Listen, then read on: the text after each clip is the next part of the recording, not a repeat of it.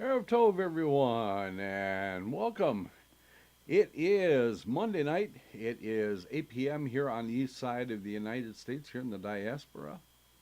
This is the House of Seven Beggars, therefore it must be the Zeta Story Corner. That's right, Zeta Story Corner.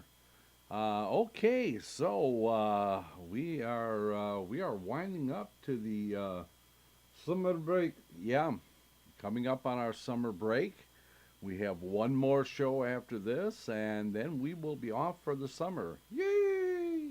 Fishing and swimming and all those things. Yeah, yeah. So let us see who we have in the chat room. We have Donald, we have Colleen, and we have Guy, and Veronica. And yeah, Colleen, that was the music is done by Richard Ruttenberg, and it is called Zeta Goes to Wohop. That's right. It's called Zeta Goes to Wohop, and it was written for Zeta. It's almost a television show. Yeah, yeah, that's true. It was almost used for a pilot for a television show, and it was still called Zeta Goes to Wohop. So done by Richard Ruttenberg, and he's graciously allows us to use it for our broadcast. So there you go. Okay. Um, okay, just catching up on the chat room. So we kind of left off on a cliffhanger last week. Well, of course we did. I like cliffhangers. Yeah, I know you like cliffhangers, and I know you do it just because Donald kind of likes them too. You know, keeps people coming back anyway. So we have Lag BaOmer. That's right, Lag BaOmer is coming up starting Wednesday night after sundown and running through Thursday. And any plans?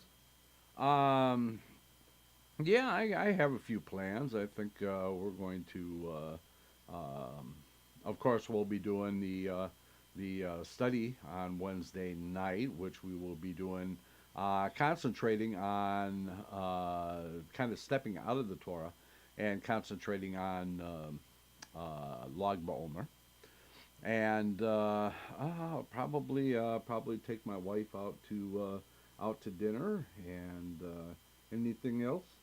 Oh, I don't know. Probably I don't know. Maybe take care of a few things. Anything else? Like what? Like a haircut? Yeah, that's true. Yeah, yeah. I will definitely be getting my haircut on Thursday because, of course, with all the craziness getting ready for Pesach, you forgot again. That's right. I did. I forgot again, and by the time I remembered, it was too late to get my haircut. So look a little shaggy there, buddy. Yeah, I know. I am starting to look a little shaggy. So, yeah, definitely Thursday we'll be getting my hair cut. Um, yeah, that is something we are probably going to do a different garden this year. Uh, we took out the old one. Yeah, yeah, we converted the garden that we were doing, the two big gardens, because we really didn't have the time to do them. So we turned them into flower gardens, and we've put our an arbor up between them, which we will be using as our sukkah from now on. So very nice. Yeah, it will look very nice once we get it all done.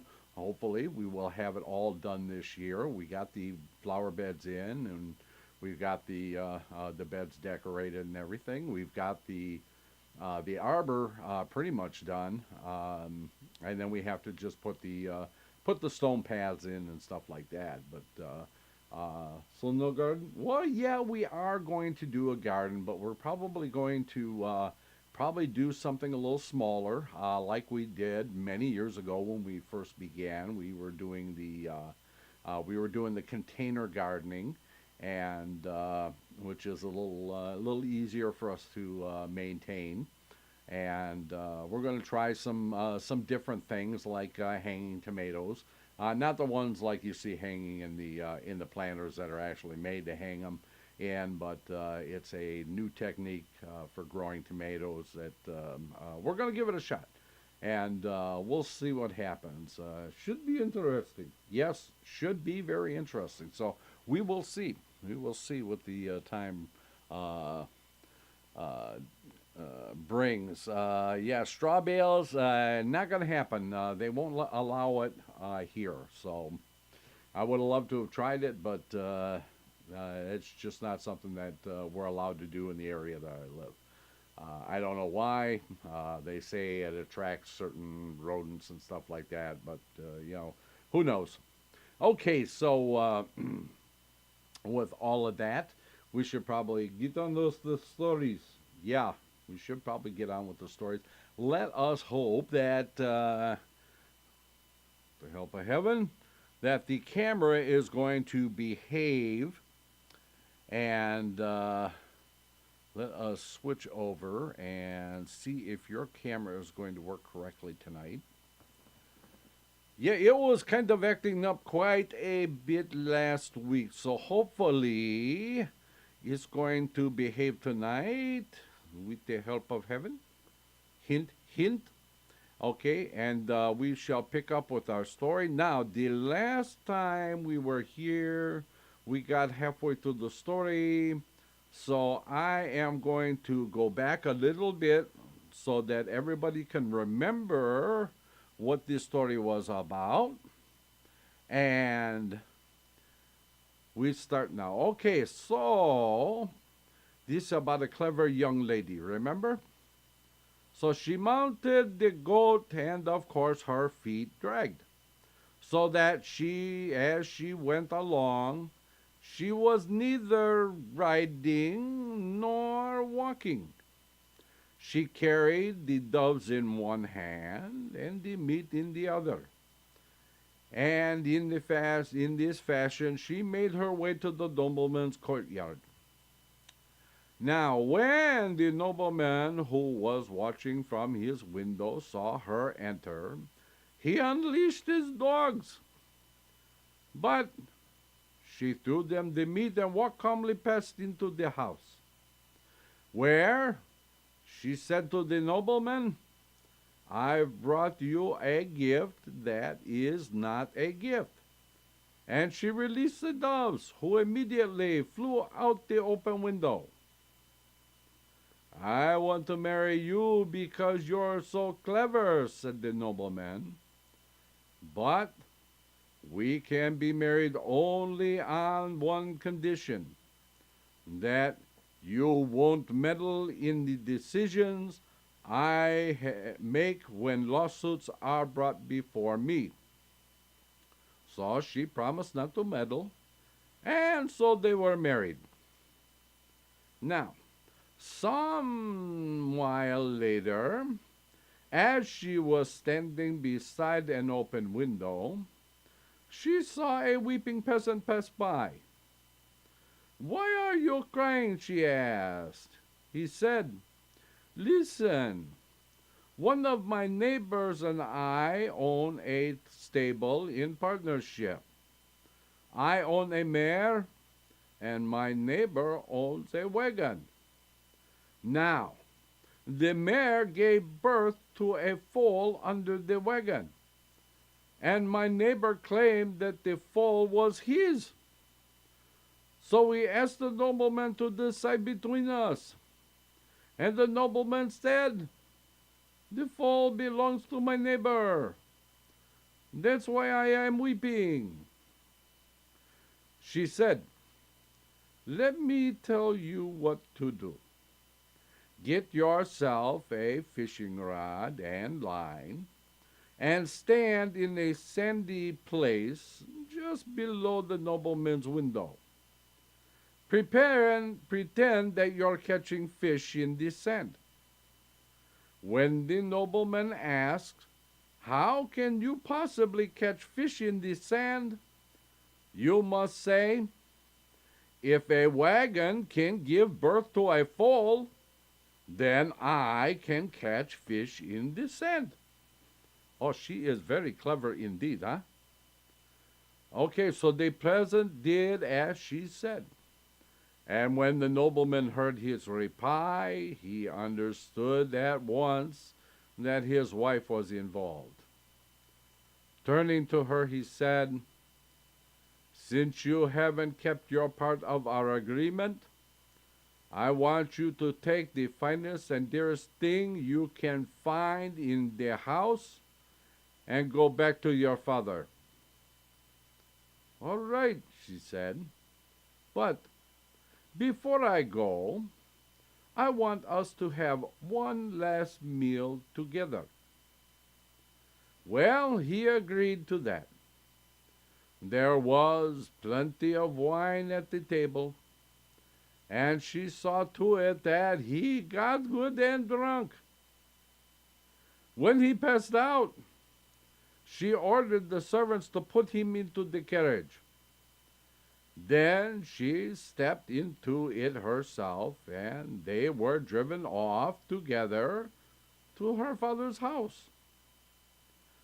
The nobleman woke up sober, probably with a headache, I would think. Well, anyway, he woke up sober and saw where he was.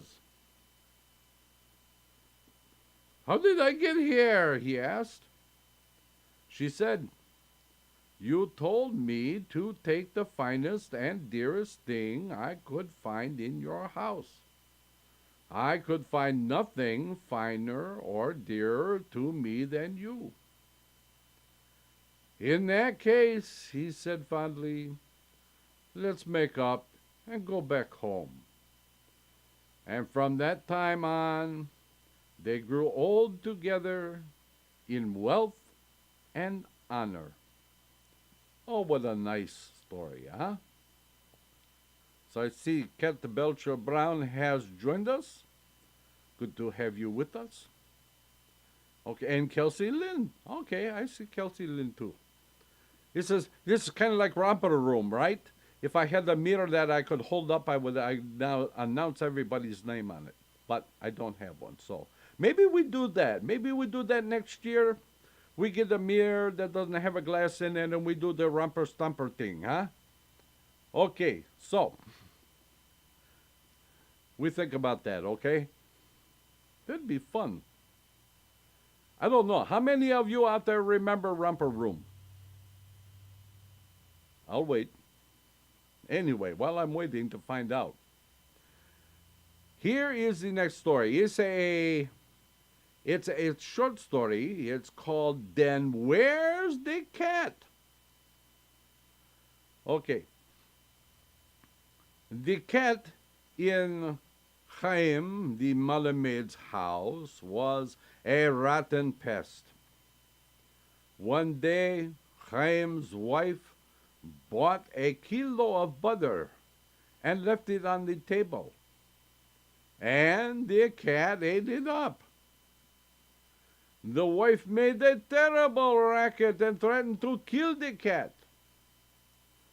The Malamed, the teacher, said in the cat's defense, "But you didn't actually see that what happened, so how do you know it was a cat that ate it?"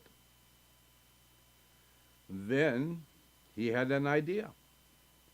"I'll weigh the cat," he said, "and we'll see if it ate the butter." So they weighed the cat, and it weighed precisely 1 kilo. "Then it's true," said Chaim's wife. "The darn thing ate the butter." Said Chaim. "It's true. The butter's all there, all right. But then where is the cat?"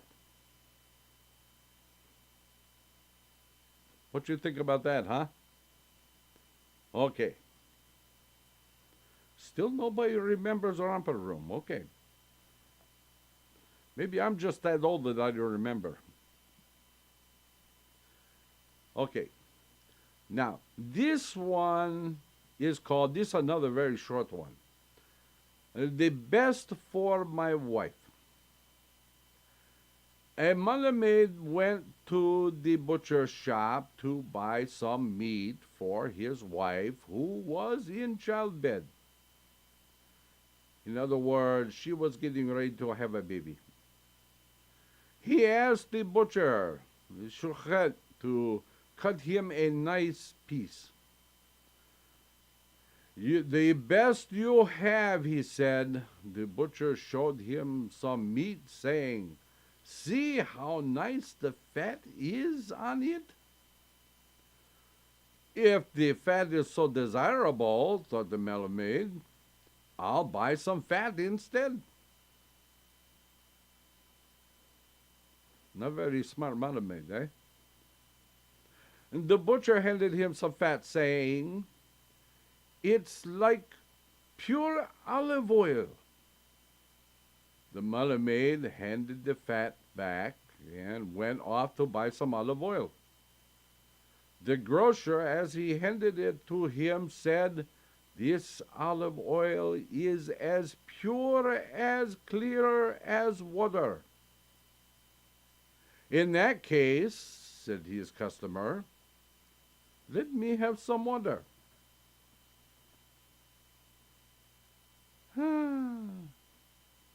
Okay. Oh, so now we have some people talking about Ramper Room. Okay.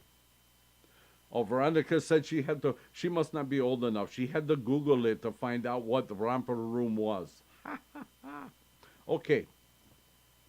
So this is a really good story. This one is called The Coat of Patches.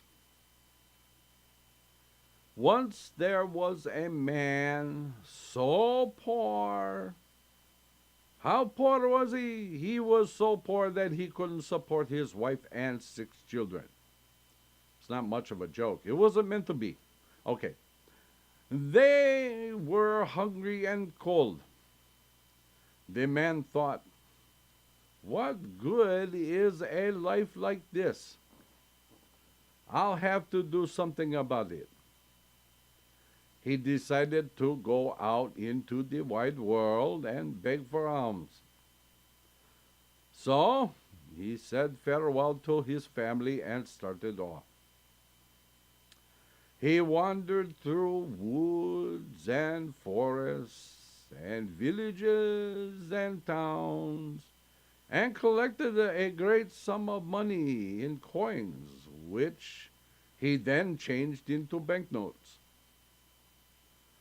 But how could he carry them safely?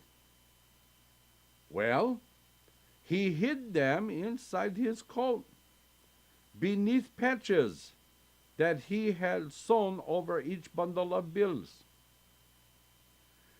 Eventually, he had so much money that his entire coat was covered with patches. Of course, it didn't happen all at once. Years went by before the body of the coat was covered with patches. Then he had to sew patches on the sleeves, on the collar, and inside on the lining.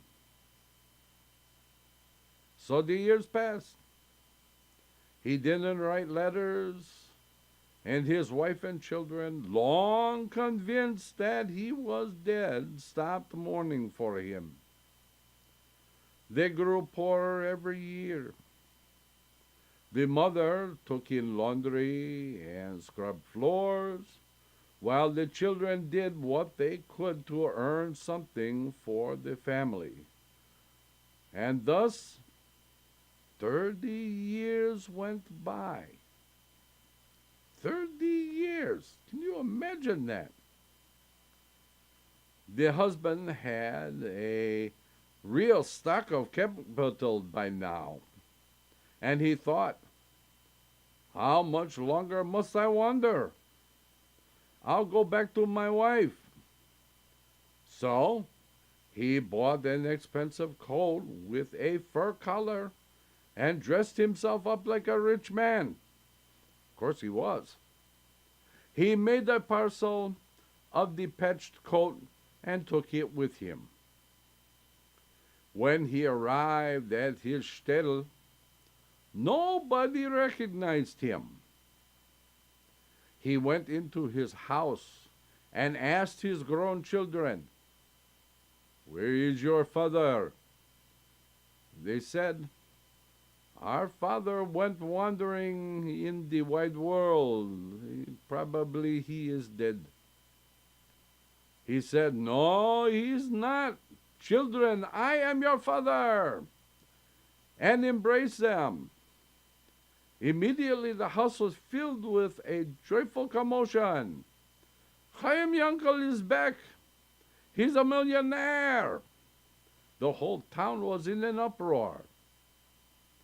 When his wife, who was not at home, heard the news, she refused to believe it. Still, she started back to the house. Meanwhile, her husband put the patched coat into the kitchen corner and went off to synagogue to recite his prayers. The wife came in and saw the prayer shawl he had forgotten and recognized it at once. So she started in to prepare the midday meal. As she was working in the kitchen, she came upon the patched coat. Patching it up, she said, picking it up, she said, "Ah, what an ugly thing," and threw it aside. Well, just then a poor man came in and asked for alms. She had nothing to give him, yet she was unwilling to send him off empty-handed. Oh, what a good woman. Then she remembered the patched coat and said, "Perhaps you could use this coat. It's not much, I know." But the poor man snatched it up and put it on, saying that it would do very well to keep him warm, and he went on his way. Oh boy. So, when her husband came back from synagogue, what joy and happiness! They embraced, they talked. When they had finished eating, the husband took out a knife and a sharpening stone and began to sharpen the blade. Oh, this doesn't sound good, does it? This terrified the family, as you can well imagine. How could they be sure he was not a robber in disguise? They had heard of stranger things. So they crouched in various corners of the room, while one of them stood near the door so that he could go for help if necessary. When the man had sharpened his knife, he went to the kitchen and looked in the corner where he had put the coat. Not there. He asked his wife if she had seen it. "Yes, I gave it to a poor man," she said. When he heard that, he fainted dead away. Kind of like that, huh? They brought him to, and he said, "My whole fortune, all the money that I collected over 30 years is in that coat." His wife fainted dead away. Kind of like that. Her husband put on his new coat and went to a store where he bought a fiddle, which he carried into the town square, where he played and he sang, "I'm a fool, I'm a fool." A crowd gathered and somebody said, "Chaim Yankel, What's the matter with you? Playing the fiddle in the middle of the day?" But he kept on playing and repeating, "I'm a fool! I'm a fool!" People came running from all sides crying, "Chaim Yankel has gone mad!" The whole town gathered to watch. The poor man who had taken the coat saw that a crowd had gathered and also came to watch. Recognizing his coat, Chaim Yankel cried even louder, "I'm a fool! I'm a fool! I'm a fool!" Turning to the poor man, he said, "Let's exchange coats." Everyone laughed. Just think what a crazy man will do. A fine coat with a fur collar for a patched rag? Well, the poor man was delighted by Chaim Yankel's offer, and the two of them traded coats on the spot. Fearful that Chaim Yankel might change his mind, the poor man ran off as fast as he could. Chaim Yankel, meanwhile, walked along, wearing his tattered coat, playing the fiddle and singing, "You're a fool, you're a fool, you're a fool." When Chaim Yankel got home, he unstitched the patches of the coat, took the money out, and from that time on he lived like a rich man. So, there you go. What do you think of that, huh? Okay, we are almost at our halfway point. So we are going to take our break now. And when we return, we are going to read the story about the bishop and Moshe. And this one is another riddle tale. I think you'll like it. So, we will return in 6. So everybody, please stay tuned and we'll see you.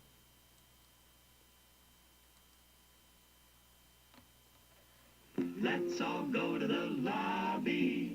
Let's all go to the lobby. Let's all go to the lobby to get ourselves a treat.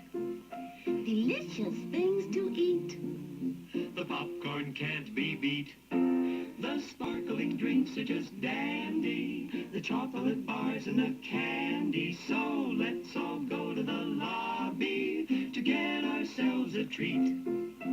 Let's all go to the lobby to get ourselves a treat. It's intermission time, folks, so hurry, hurry, hurry. Step right over to our refreshment center for the most extravagant array of refreshment goodies ever assembled under one roof. Enjoy breathtaking, mouth-watering goodies, everything from a snack to a delicious full meal. At our refreshment center, you'll find a large variety of goodies to satisfy your hunger, your thirst, or your sweet tooth. So hurry, hurry, hurry. Visit our refreshment center now. The show starts in 5 minutes.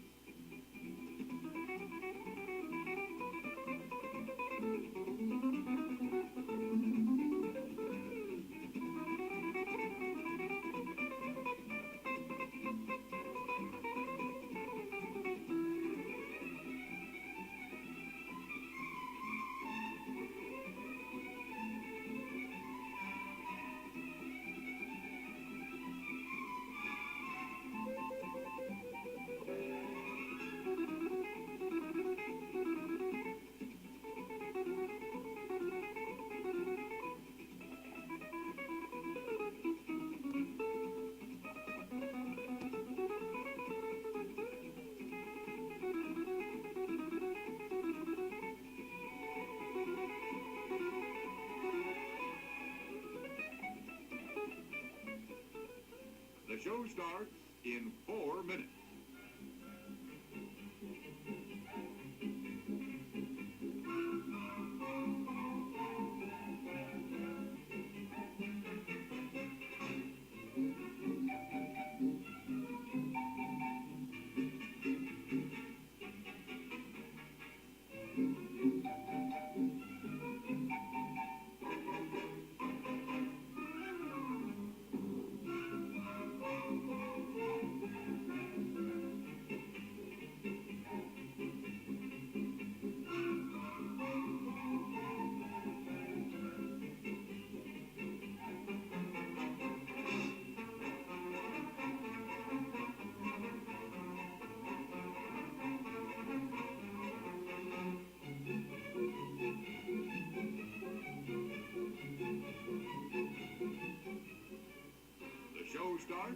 in 3 minutes.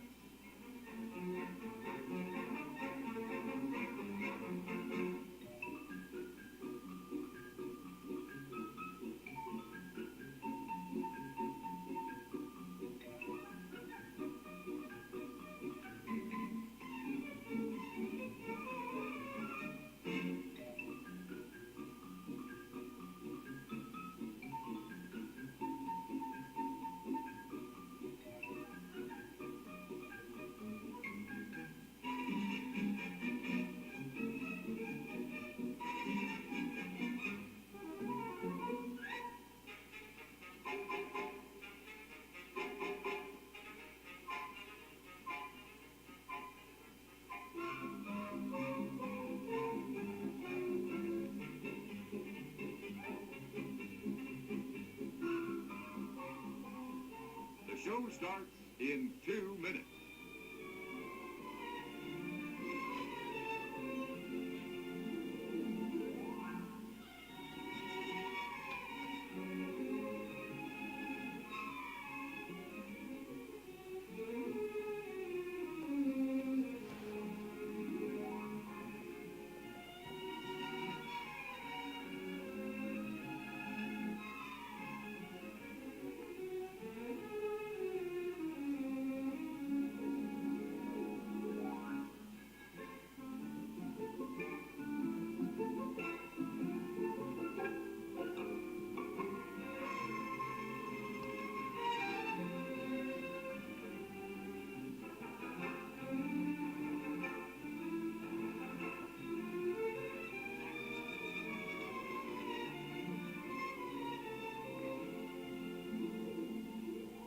The show starts in 1 minute.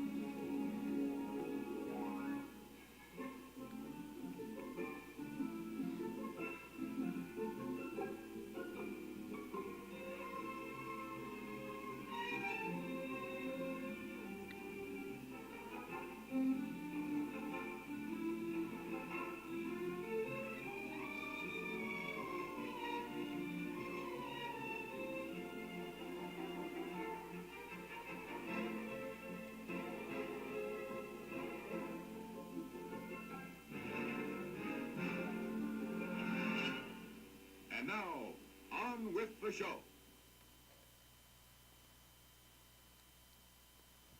And we are back. Okay, so as I promised, oh well, let's see now. Miles has joined us, and David Brown and Delane has joined us. So okay, we got a good crowd here tonight. Okay.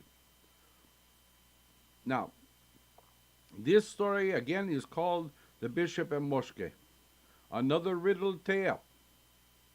Okay, I think you like this one. Okay. A bishop was once very angry at a Jew. Go figure, huh? At the Jew named Moshe. So he went to the king and complained about him. He insisted that Moshe be given a good thrashing. All right, said the king. But first, I want to put 3 questions to you. If you give me the right answers, you can do what you like with Moshe. And you can have 3 days to think about the answers. The first question is, where is the middle of the earth? The second is, how many stars are there in the sky? And the third, what will I be thinking when you come back to see me? Well, the bishop agreed to this test and went home. He thought and he thought, but he couldn't light on an answer. Then it occurred to him that he would ask Moshe. It's true, he thought. I'm planning to do him harm, but he doesn't know it. I have a feeling that he can guess the answers and that I can get him to tell me what they are. So the bishop called on Moshe to his house and told him what the questions were. Moshe said, "Give me a little time to think." Well, he thought, and he thought, and he thought some more. Then he said, "Take off your clothes and hang them in the next room. Then run naked around the room 7 times. After that, I'll be ready to tell you the answers." Well, the bishop did as he was told. And Moshe went into the room where the bishop's clothes were and put them on. Then he left to see the king. The king stared and stared at him. "What are you thinking?" Moshe said. "I know what you're thinking. You think think that I'm the bishop, but I'm not. I'm Moshe the Jew." The king was amazed that he had answered one of his questions right. That would be the last question. He said, "Very well. I'll ask you the other questions now. If you answer them correctly, you'll discover what you have earned." Moshe said, "Very well, ask me." The king said, "Where is the middle of the world?" Moshe thought for a while, then tapped his foot and said, "It's right here." "How do you know?" asked the king. "If you don't believe me, be good enough to measure it for yourself." When the king heard that, he decided it was the better part of wisdom to believe him. "And now," said the king, "here is the last question. How many stars are there in the sky?" Moshe thought for a while. He reckoned and reckoned. Then he said, "There are 98,760 stars." Astonished, the king asked, "How is it that you know the number so precisely?" Moshe replied, "Count them for yourself and see whether I'm right." "Ah, your cleverness has saved your hide," said the king. "And because you were able to answer all my questions, I'm going to make you my chief counselor. And now, we'll take a droshky to the bishop's house." I don't know, maybe they should have taken the Torah, huh? But anyway, that's what they took. We can let him know that I've given you the right to do to him what he was going to do to you. The king and Moshe drove to the bishop's house, where they found that worthy running naked around and around the table. At the sight of him, the king burst out laughing. The end of the matter was that the bishop was given a good thrashing, like Moshe, and lived on in the king's favor. So what you think about that, huh?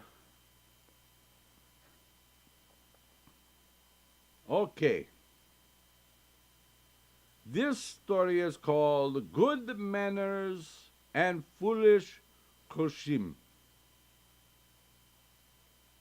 Now, until he was 16, Chushim the fool lolled about on top of the oven and never went anywhere. His mother said, Chushim, why don't you get out of the house? It'll do you good to rub shoulders with other people. All right, mother, he said. So he left the house and went out into the street, and there he saw a crowd. He pressed his way into the middle of it and started to rub against people, for which they beat him soundly. When he came home weeping, his mother said, My son, when you mingle with people, you must have to greet them. If it's morning, you say good morning. If it's afternoon, you say God be with you. If it's evening, you say good evening. When you take your leave in the afternoon, you say good day. And if it's night, you say good night. Good, mother, said Chushim. I'll do as you say. He went out into the street, and there he saw a funeral procession.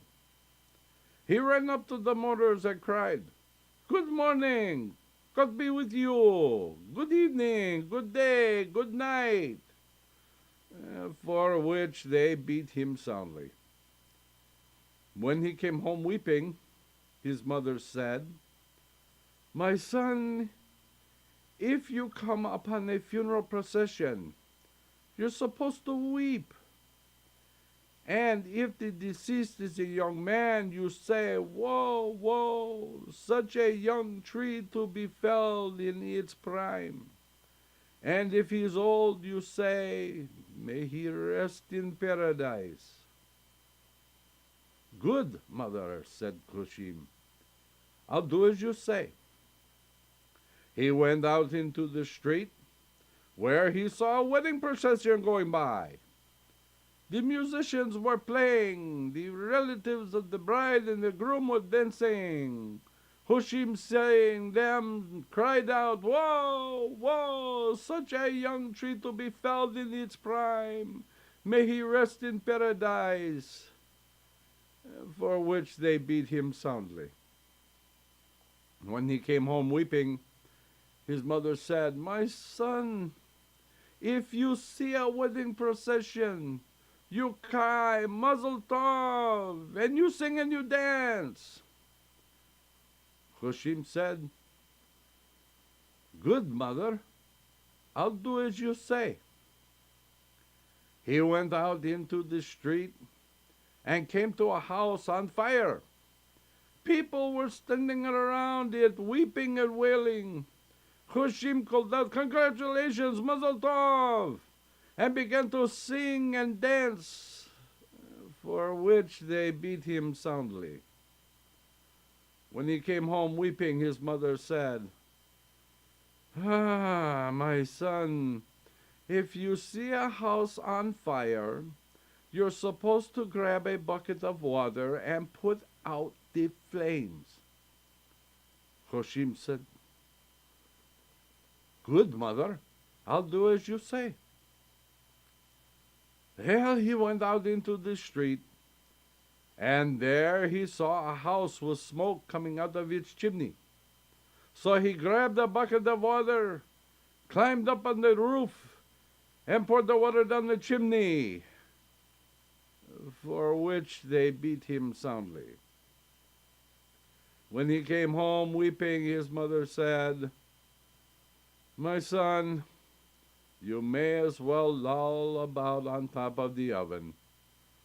There's no point in your rubbing shoulders with the rest of the world. So there. Okay. Here's another story about Chushim. It is called Chushim and His Bride. Oh, this ought to be interesting. Okay, so here we go. When Hushim started off to see his prospective bride, his mother said, "My son, cast an eye on the girl to make sure there's nothing wrong with her." At the bride's home, when Hushim was seated at the table, he took an eye out of his pocket and cast it at her, for which they beat him soundly. You really have to wonder where you come upon an eye. Yeah, you really would, you know. I'll keep an eye out for you. Literally. Okay, well, anyway, back to this story. When Hushim's mother came home, she found the house was in an uproar, filled with neighbors complaining that Hushim had cut the eye out of a kid, a calf, and a sheep, for which they beat him soundly. His mother said, "My son, when you talk in the home of a possible bride, you must make your conversation well-rounded." When Hushim returned to the prospective bride's house, he shouted, "A plate, a bowl, a barrel, a basin, a frying pan," for which they beat him soundly. When Hushim came home weeping, his mother said, "My son, here is my calf. Take it to the young woman, and she will be reconciled to you." Hushim took the calf up in his arms and started off. As he went along, the calf began to bellow and kick so violently that it broke out of his arms and escaped, leaving him with his face all bruised. Hushim returned home weeping. His mother said, "My son, you don't carry a calf in your arms. You tie a rope to it and make it follow you." Then she gave him a piece of meat and told him to give it to the prospective bride as a gift. Well, Hushim took the meat, tied a rope to it, and dragged it along through the streets. Dogs quickly gathered around it, and before long they had eaten it all up. Hushim returned home weeping bitterly. His mother said, "My son, you're supposed to put the meat in a basket. You put the basket on your shoulder and you carry it that way." Then she told him to invite the young woman to a meal. Hushim went to the house of the prospective bride. There he grabbed a basket, shoved the young woman into it, put the basket on his shoulder, and carried it home, for which they beat him soundly.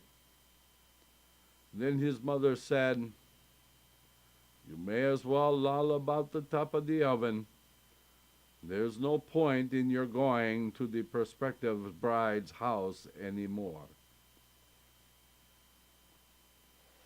You know, after the second time, I think the mother would have been smart enough to figure out that, be careful about what you say to him, huh? Hushim is not the sharpest knife in the drawer, eh? Okay. This is also a good one. This one is called The Tale of a Leaf from the Tree of Knowledge. Once upon a time, a peasant lost his way and found himself in a desert. Suddenly, there was a windstorm that caught up dust and sand and a mixture of all sorts of things and whirled them around and around. When the storm was over, the peasant came upon a path that led him to a village. As he walked along, He was amazed to feel himself becoming wiser and cleverer, so that he could now understand things around him better than he had ever had before. After a while, when he grew tired, he sat down to rest. He took off his sandals, but as he did so, he felt himself becoming dull and ignorant and boorish as before. Yet, the minute he put the sandals back on, he turned sensible and wise again. So it was clear to him that the sandals had brought all this about. Now, the explanation was that the windstorm had blown a leaf from the tree of knowledge out of Gan Eden, the Garden of Eden, and the leaf had stuck to the bottom of one of his sandals. The peasant came to a town in which the king's daughter was very sick. All the doctors had despaired of her life, and the king was bracing himself for her death. Then he was told that there was a certain crude peasant who promised to cure his daughter if they would let him in. The peasant, using a variety of remedies that he understood because of his new wisdom, began to cure the princess. Slowly she became conscious again, and after a few days she was entirely well. The king was to be expected, as was to be expected, rewarded the peasant magnificently. He also kept him in the palace for several days, so the royal physicians could determine whether he had cured the princess with authentic remedies or through something unnatural, like magic, for instance. The doctors testified that the peasant's remedies were well and wisely chosen. Then the king asked the peasant how it was that he, an ignorant man, had been able to surpass the wisdom of the greatest court of physicians. "It's my sandals," said the peasant simply. The king demanded, "What kind of joke is this?" "I'm not joking," said the peasant. "All my wisdom comes from my sandals. If anyone were to put them on, he would be as smart as I am." The king promised half his kingdom and much more if the peasant would let him have the sandals. Now, it stands to reason that a king cannot wear dirty sandals. So he gave them to his servants to be cleaned. And in order to get them clean, they threw away the leaf from the tree of knowledge. So when the king put on the sandals, he was neither wiser nor more sensible than he ever had been. There you go. Okay. So we are at about the end of our time. We are going to do one more story, and then we call it good for tonight. Okay, this one, not very long. This one is called Reb Herschel and the Goose Leg. So, one Friday, when Reb Herschel, astropolier, was 8 years old, he crept into the family food locker, stole a leg from a roast goose, and ate it. Soon afterwards, his mother went to the locker and saw that one of the goose's legs was missing. She knew at once that this was her son's work. So she gave him a scolding for taking the leg without permission. Maybe the goose only had one leg, Reb Herschel said. His mother replied, "Where have you ever seen a one-legged bird?"